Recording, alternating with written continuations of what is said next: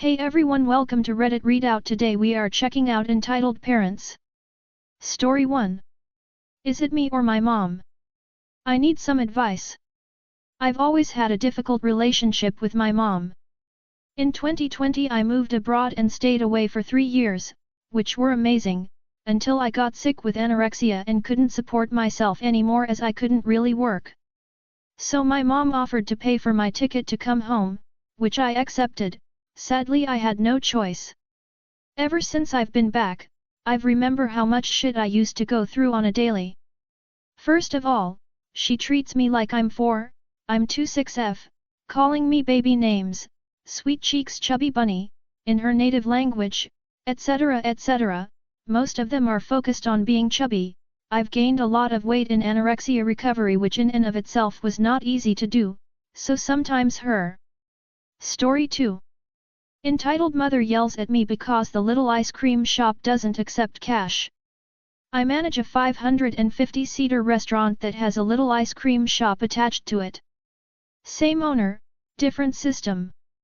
The ice cream shop has had issues regarding cash ups, so the owner decided that no cash will be accepted, only cards. Anyway, it's a busy Sunday afternoon, we are at full capacity, the customers are nice and I'm enjoying my day. We have live music, the chef is, surprisingly, in a good mood and not yelling at the waiters. Something has to go wrong, right? I'm doing my rounds on the floor when I spot her, a short woman, red in the face, dragging a crying child and barreling towards me. Oh God, here it comes. EP, excuse me. Are you the manager here? Me, yes ma'am, is everything all right? EP, does everything look all right?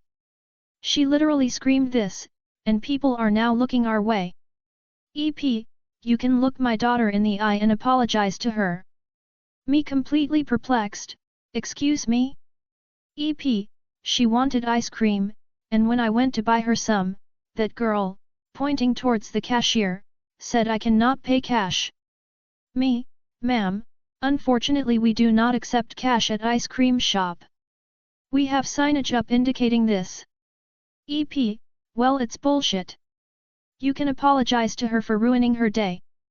Me, ma'am, I am sorry about your daughter not being able to get ice cream, but if you only have cash, there is nothing I can do. EP, there is something you can do. You can let me pay for her. Do you not want to make a sale? Me, we cannot accept cash. EP, well fuck you then. She then grabs her crying shield and storms off. My general manager approached me and I couldn't help but burst out laughing. He asked what happened and I explained it to him. He laughs and says sounds like a customer we wouldn't want anyway.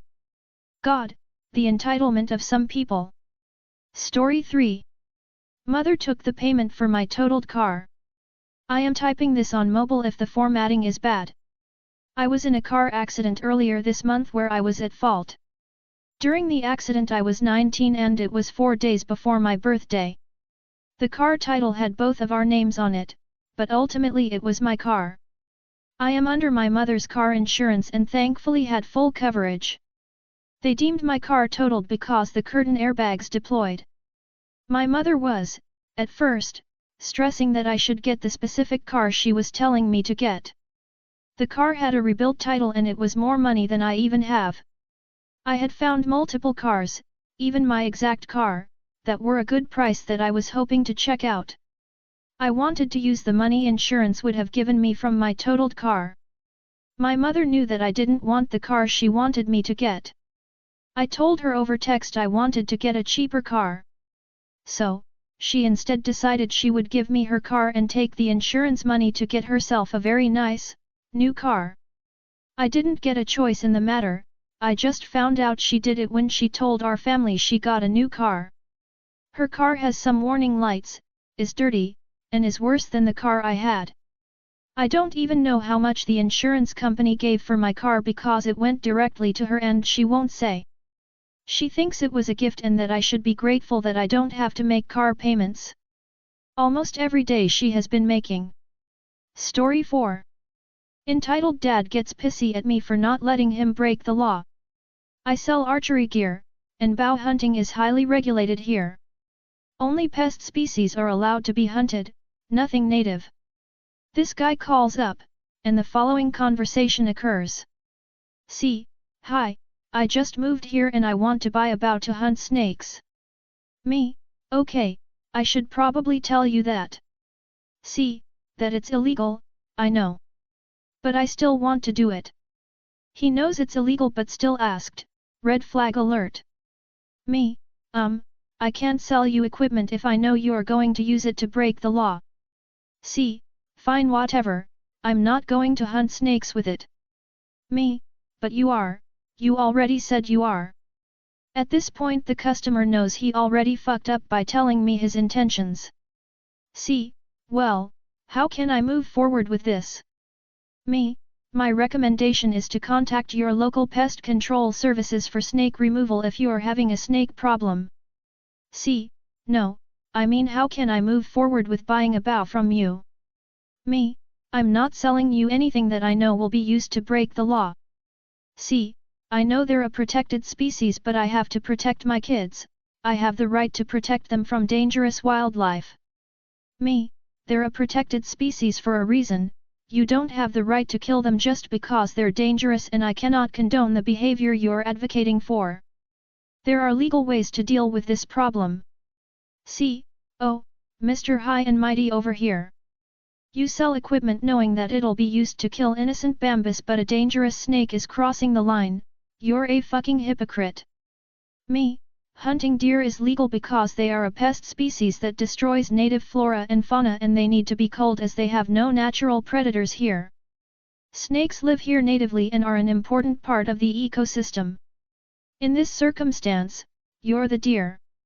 A dangerous pest species that is a threat to the native wildlife.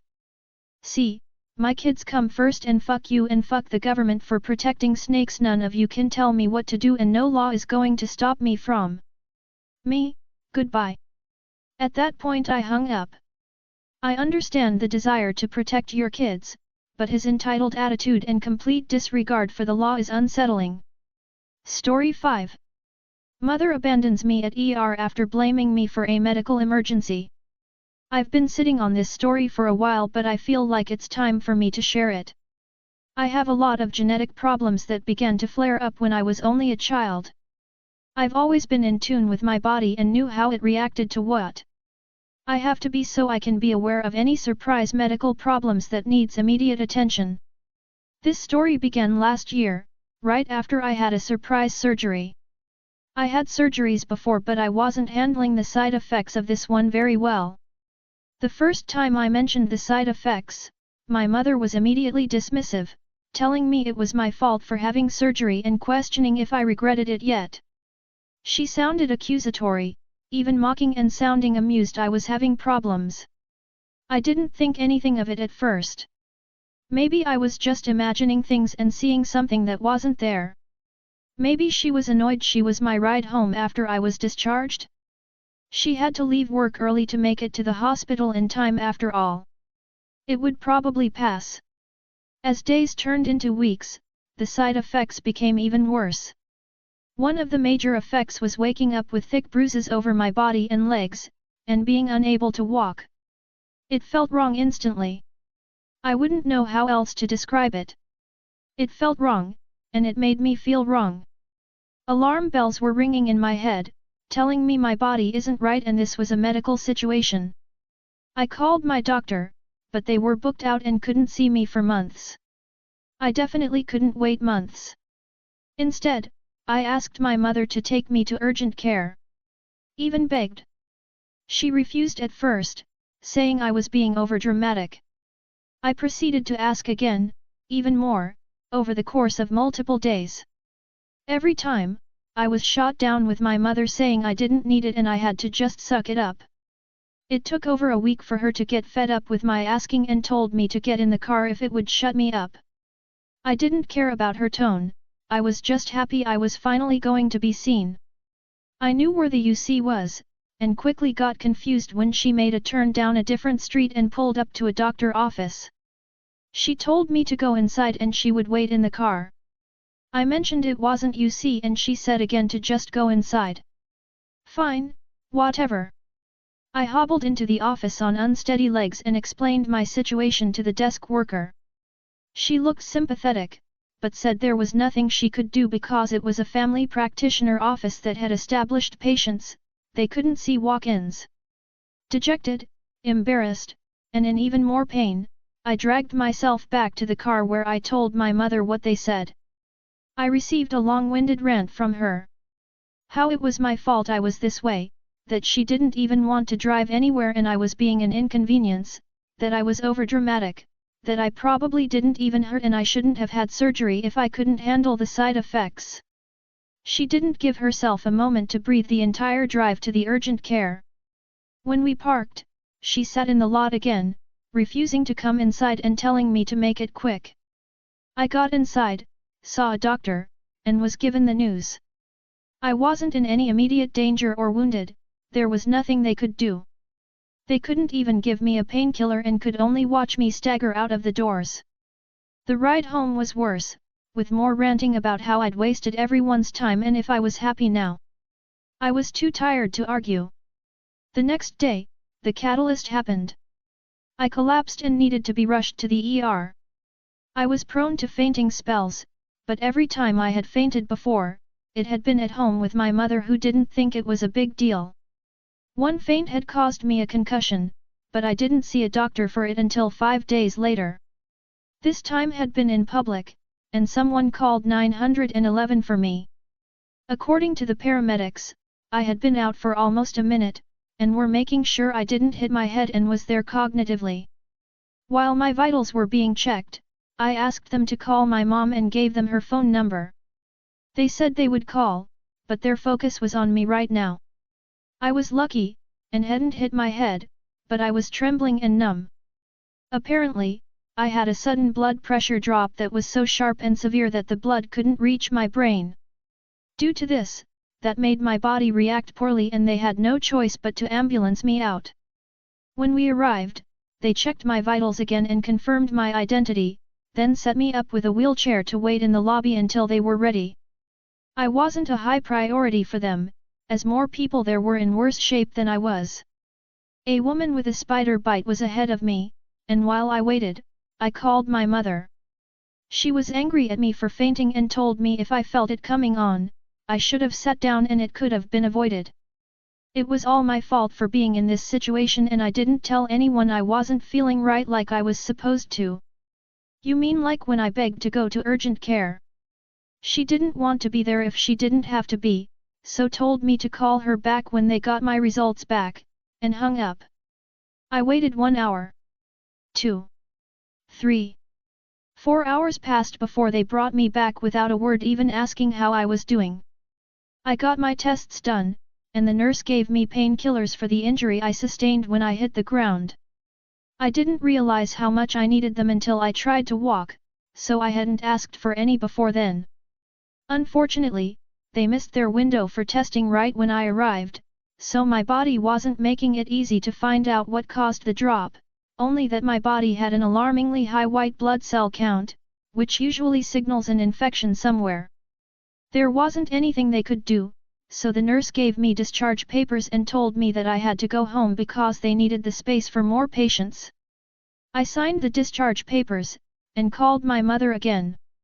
She was infuriated that they didn't find any concrete answers, and she didn't plan to drive to the hospital today, so she'd get there when she got there.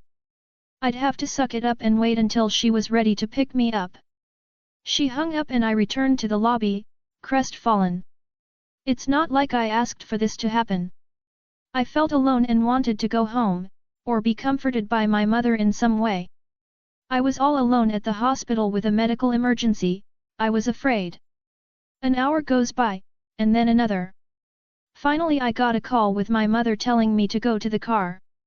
When I mentioned my legs, she signed, said fine, then hung up. A minute later, she was coming through the doors.